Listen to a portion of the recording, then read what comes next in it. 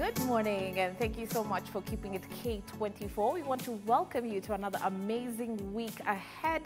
My name is Shiko Kaitani. And my name is Mungala Mbuvi. Karibu tena sana to K24 this morning. You know, every time I see a movie with the glasses, it's just, I've been trying to get used to it. I'm just like, no, this guy, whose glasses did this? Who is the scientist on our show? Just get used to it now. And in movie's case, the mad scientist. The mad scientist, I like it. Welcome to the show. My name is Jeff Mote. I hope your weekend was absolutely fantastic. It's a Monday, and of course, you know, as always, we start the show by getting into your newspaper review, looking at some of the stories, of course, that have come up over the course of the weekend. BBI Task Force Extension is one of the stories we'll be looking at right there. And of course, the drama continues as far as Sonko's troubles are concerned. Inside plots to save Sonko is what the PD is going with on the front page as we wait an impeachment round that might be happening tomorrow. What does it mean even as the governor tries to save himself on this particular scenario? We discuss that and plenty more as we get into our newspaper review. Right, then later on Interactive, they say that no one can stop reggae. But apparently there's a chick somewhere who decided to stop reggae. And then there's all this Wajinga Nyinyi stuff going on. Yeah. Apparently, I don't know how true this is, King Kaka's life was actually attempted on. Yeah. So we'll talk about that and much more during Interactive, so do stand by for that. Wow, some of those trending stories coming your way, of course, on that segment. But you know what? In the final hour, we want you to strictly come dancing today. We're going to be chasing away with those Monday blues. We will be dancing, gentlemen, today on the show. And we've got Dance Factory Kenya coming to talk to us about the benefits of dance. How can you actually incorporate this into your everyday life so that it actually becomes part of your fitness routine?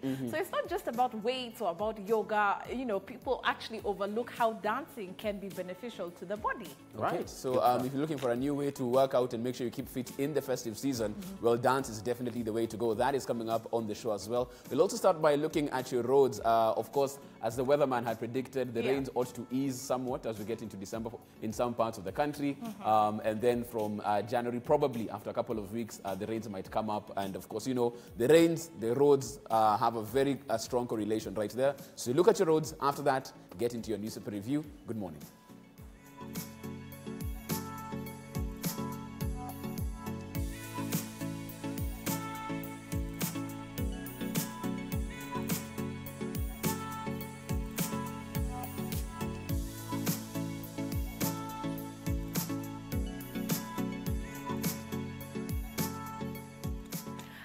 Taking a look at some of your major routes this morning via our satellite feed. That's what we have for you. Which roads do you use? Which ones do you avoid? Luckily, this being a couple of minutes past 6 a.m., not expecting much on the roads. But of course, with light showers overnight, you can expect the roads to be a bit slippery this morning. So we're always going to ask that you exercise caution as you head out for your early appointments.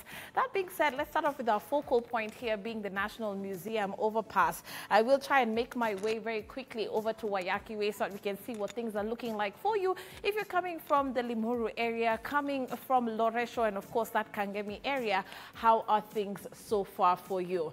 And here we are making my way past St. Mark's Church. When you see the green on your map, it actually does indicate that the roads are absolutely clear. So I dare say, mwah, things are looking good. So for you coming from this side, look at this. It's fantastic news. We do know, of course, with all the construction or the roadworks currently on Wayaki Way, especially if you're coming from Limuru heading down Rironi and even to the area of Mountain View, you may have to exercise a little bit of caution with all the diversions and of course the deep excavation points. And please let us know if you are from that area, how things are looking and of course the developments on our roads so far. But as we start things from Mountain View, making our way down past the Sonko, and here we are at Sodom and of course Deloitte, and here at this particular spot ABC, we can see that it is clear, nothing major to report, and that is fantastic news. And we make our way back here to the National Museum overpass right next to where we are in fact. And as we continue to monitor those roads, we ask you that you talk to us on our social media platforms. Let us know how things are looking on your end, and of course we'll be happy to give it a heads up on our traffic watch. Go ahead and send us a tweet pic at K24TV on Instagram, Facebook, and of course on Twitter. Jeff Mote is ready with a newspaper review.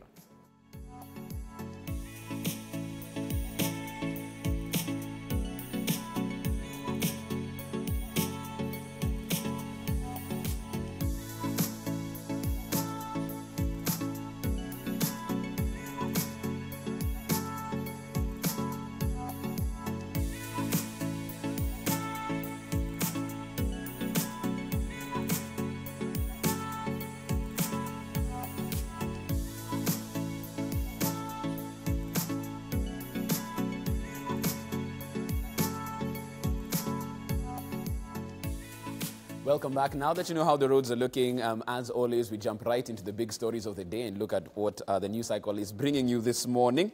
We'll look at the front pages of the dailies and then get to my panel as we dig a bit deeper as to the big stories right there. Of course, as always, we start off with the front page of your People Daily. Inside plot to save Sonko, politicians allied to Ruto and Kalonzo said to be working round the clock to defeat any plans that could see embattled city governor thrown out of office. As you can see, a picture right there of some of his lawyers, Senator Kipchumba Murkomen, Daniel Manzo as well, MP right there. Also on the front page, BBI task force term extension sparks heated debate. This extension happening last week on Friday, I believe. And that's the story we'll be talking about as well. Front page of the Standard, 2022 boundaries review kicks off. Electoral Commission asks Bureau of Statistics for population figures based on sublocations in fresh bid to map constituencies as politicians threaten to sue over use of 2019 census. That's a story that you can get, of course, in your copy of your Standard this morning. Also on the front page of the Standard, Treasury official who made 664 million shillings in 6 years. A former junior employee at the Treasury who was earning 16,000 shillings a month, but made over $500 million Kenya shillings. A story that you can get in your copy of the Standard today. Front page of the Daily Nation, Sonko's massive riches. Nairobi governor's troubles are far from over, especially if the Ethics and Anti-Corruption Commission decides to investigate his long list of properties, vehicles and other assets, including cash in at least 15 bank accounts. A story that, of course, is in your Daily Nation. Also on the front page of the Daily Nation, Miracle Baby scandal pastor Daya is back on the pulpit. It's been 15 years since the Miracle Baby scandal came to light, and the Mason turned pastor out on bond in a child theft case. But is still winning hundreds of followers for his Gilbert Dare Ministries Church in Nairobi. A story that you can get, of course, in your copy of your Daily Nation today. Also, as far as the Itare Dam is concerned, Rotich and Wamalwa to be questioned on that particular issue and what happened as far as the money and the dam was concerned. A story that you can get in the Daily Nation. The Star, looking at matters politics, Ruto looking beyond Mount Kenya in 2022 plan. President Kenyatta's backyard has been sending mixed signals on Ruto's support since handshake, and that's why the DP is keen to have both Mudavadi and Kalonzo in his side for top job. Story they can get in the Star this morning. Front page of the Business Daily, it's all about revenues and taxes. KRA's 4 billion shillings soft drinks tax plan hurt by delays. Some firms have been backdating their stamps to deny taxman revenue from excise duty on soda, bottled water and juices as other protests over delays. That's a story that you can get in your copy of the Business Daily right there. So much for us to discuss this morning. Let me introduce my panel and then get right to it. Arnold Maleba, Public Policy Analyst. Good morning. Welcome to the show. Thank you. We also have John Paul Opuko, second time, the charm, of course, a governance expert. Good morning. Thank you. Thank you. And of course, Nerima Awako, Karibu Sana, Executive Director, Siasa Place. Thank you. Hope the weekend was fantastic. Yeah, it went too quickly. Okay, that means it was done well. That means it was done well. Let's get to the PD's story, because this particular person, even after having some respite over the weekend, seems like new week, new drama, new challenges and hurdles for Governor Sonko. Inside plot to save Sonko. Now, as we see this week and how it stands, he has a Herculean task. If he gets to Friday still a free man, we're looking at a scenario where tomorrow the County Assembly might pose a motion of impeachment for the governor. If that doesn't happen, he's supposed to answer assault charges in Voi on Wednesday. How does he get out of this week alive, Arnold? Because how it looks, his back is against the wall. He doesn't get out of this one. Actually, trying to save Sonko this particular vacation is an exercise in futility, because there's quite a number of reasons that will actually have him left behind bars. Seeing that he has got assault charges. I know on the wings of that would be another charge on resisting arrest. And there's just so much you can build on to ensure, if you really were determined to ensure that he doesn't have a proper Merry Christmas, then this time round, I doubt he's actually going to have it easy. So, and then the Assembly is meeting tomorrow. That's another thing also.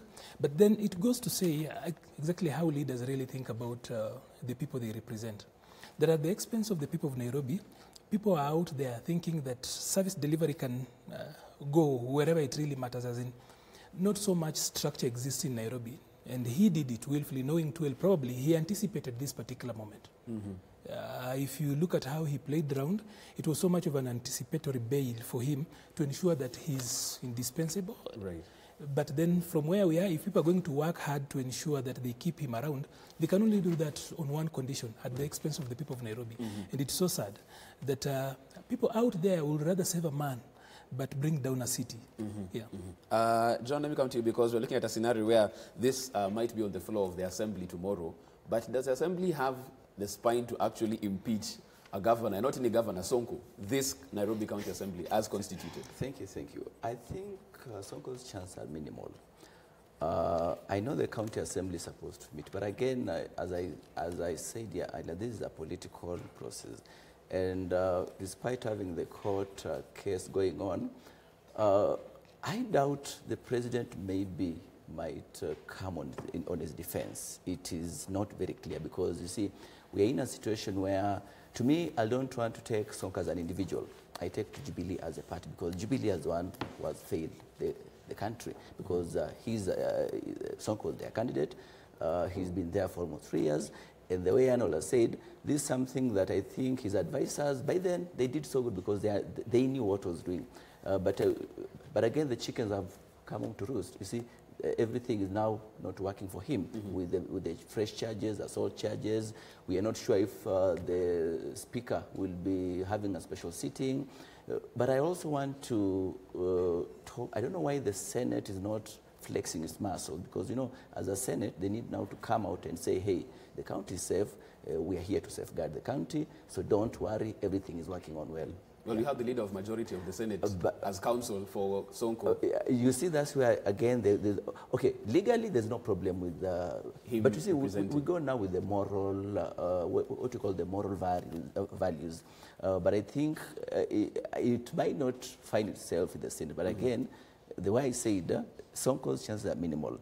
Let's wait for the assault charges on Wednesday, because you don't know what maybe the judge will rule. Today you've seen the DPP pressing more charges to the Samburu governor, and I think similar charges maybe might just work again with Sonko. Right. Yeah. But do you think this would be the governor who will be impeached by an assembly? Do you think that would happen? That can happen. That can happen. But it needs a lot of, it's a political will. Who is going to push the motion? Because Jubilee as a party have to have one common stand. And of course, maybe friendly other parties, maybe from the ODM side. But you see, is Jubilee ready to impeach the governor? Right. Has he delivered based on the mandate that they gave to him? So I think it's something to do with the politics that is playing. Right. Yeah. And if they talk about the party, we've seen that the party has been conspicuously silent as far as Sonko is concerned. Nobody's saying much as far as they're letting the wheels of justice turn in their motion. Have they washed their hands? Is he on his own now? I don't think that they've completely washed their hands. It's because it's Sonko. The party doesn't necessarily particularly support him. And I've mentioned how even when he was given his nomination ticket in Jubilee, there was a lot of fighting. They tried to take it from him. So he's always walked kind of solo. So there are only particular individuals within the party who are supporting him. I am surprised to see that there's a lot of here and there about also Kalonzo supporting him as well from Wiper. But we have to mention the fact that the Assembly of Nairobi has been quite volatile, and considering that the former Assembly Majority Leader was Abdi Guyo, was very vocal previously from 4 weeks before about impeaching the governor, even before this case came into court. And considering that now we're seeing that the now leader, who's Charles Duku, is a supporter of Sonko. So it shows that there is a division within there, and the very fact that Elachi cannot even hold that house together. It will be interesting to see an issue such as this, which will bring even more division, and how they're going to be able to work together if it was to be brought forward. Right. It's going to be difficult, and quite frankly, it's very difficult to tell. It might happen, it might not, but it needs to have a lot of lobbying involved, and the lobbying has already begun. But I do believe that there are camps that exist that they're unmovable. They've been this way for the last 2 years, and someone prodding them to change sides is not going to happen within a few days. And because as the state of administration in the county stands right now, this was all elaborately planned by Sonko, because he probably had the foresight that if this happened, I need to have, you know, my cards aligned. And we can see how things are right now. He has his own majority leader as we speak. And, you know, even as Beauty Salachi said over the weekend, that work in the county can still continue. There's no leadership crisis. There's no vacuum. The chief officers had been given their budgets and they've been signed. They can continue to move forward. Are we getting the service delivery we want without a governor in office and without a deputy governor who, that post has been vacant for quite a while now? Well, on service delivery, I think Lachi is right. Nairobi has been on autopilot. So with or without them, she is right in that particular instance.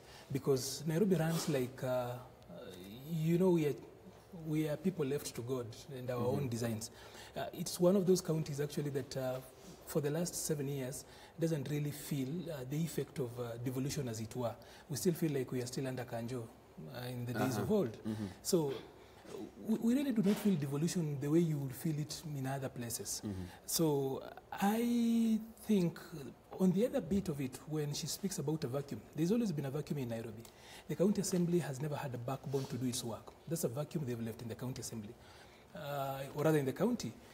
The executive has never, especially the committee, has never been able to function as a cabinet, a proper cabinet. So there has always been a vacuum.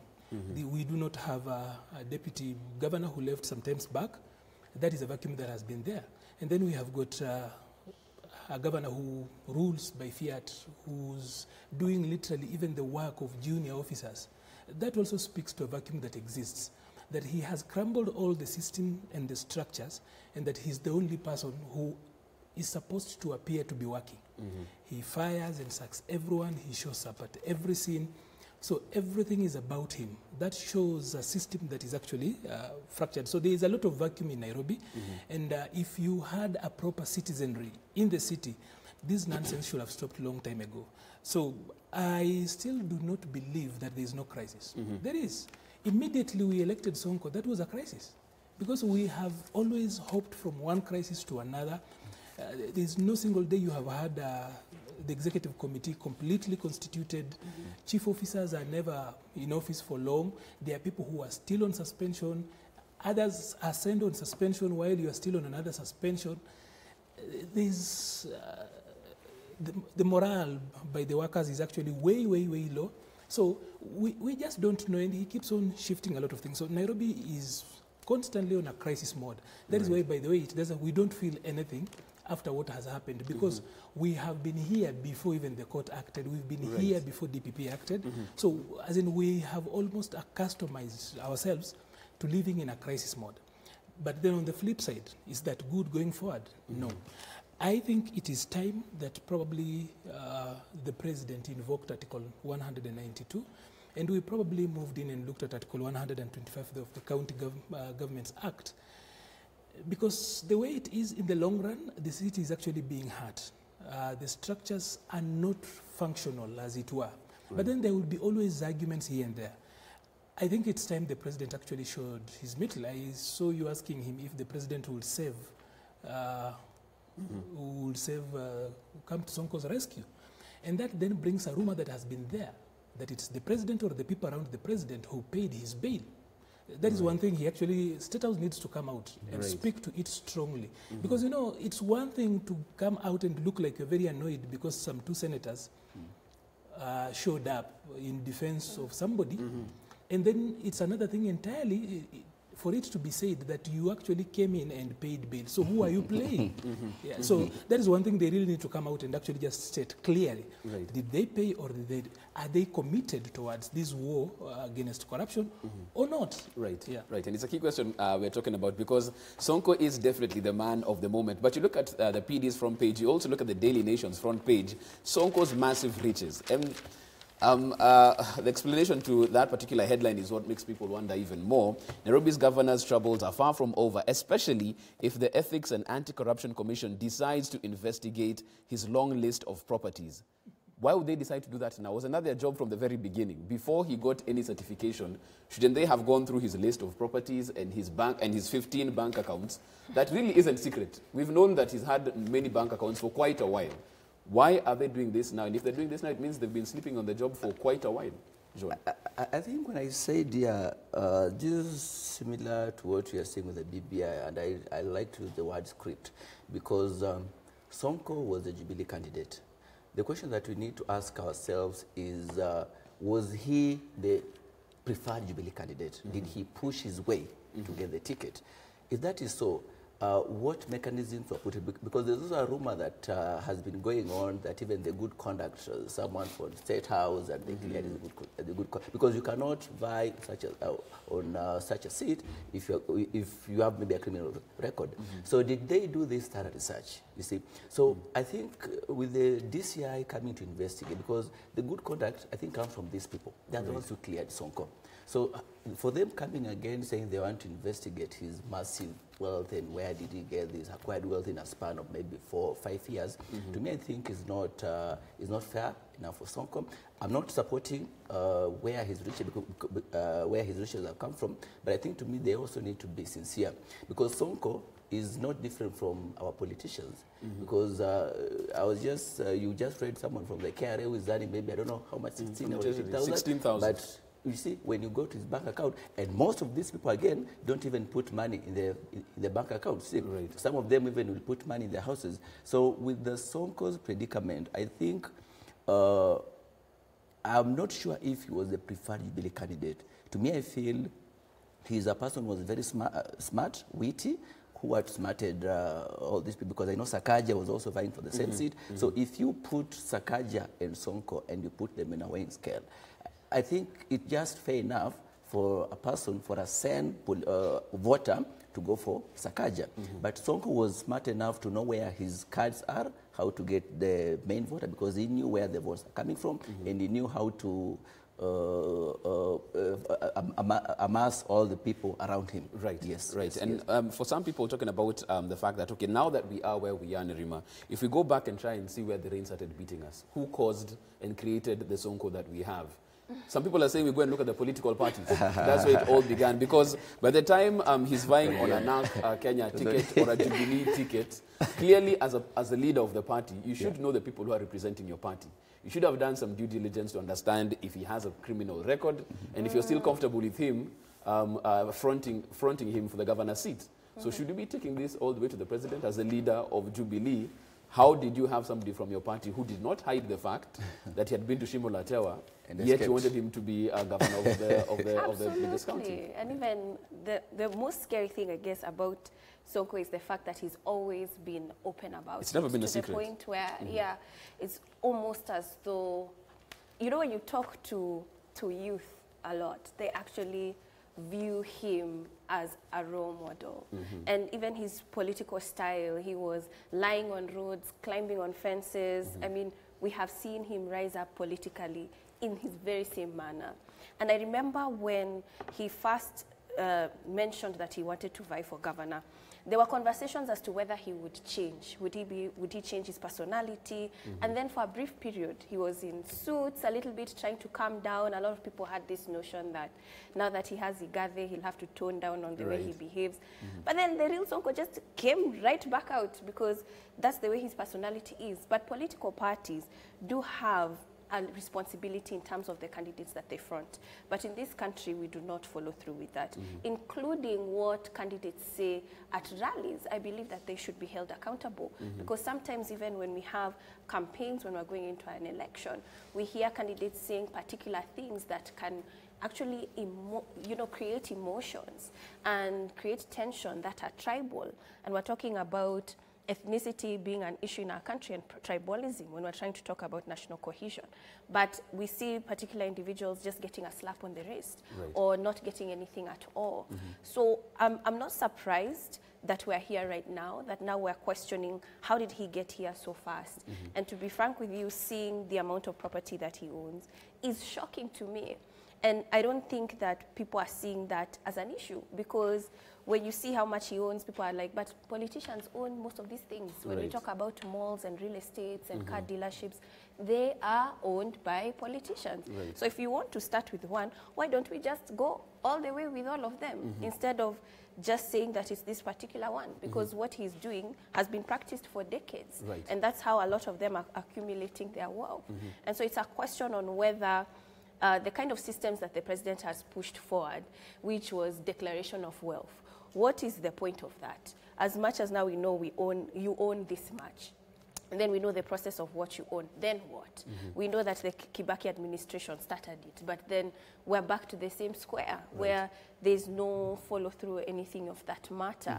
So I think we should be more concerned of what next. Yes, we've seen how much he owns. Yes, we understand that this issue is now being taken to court. Yes, we understand that he's in trouble. But then what? Will he be able to vie again in the 2022? Right. Yeah. Those are the questions you should be asking now, of course. And we want your feedback on it as well. You can tweet us at K24TV. You can also SMS us alternatively on 21222. We'll take a short break. When we're back after the break, of course, we're talking about the BBI task force term extended. What does that mean? A bit of debate as far as that's concerned. It's supposed to go back to the public. And very many people asking, hold up, I thought the report had come from the public. Why are you going back? What's going on right there? We discussed that, of course, and plenty more. This is your news review on K24 This Morning.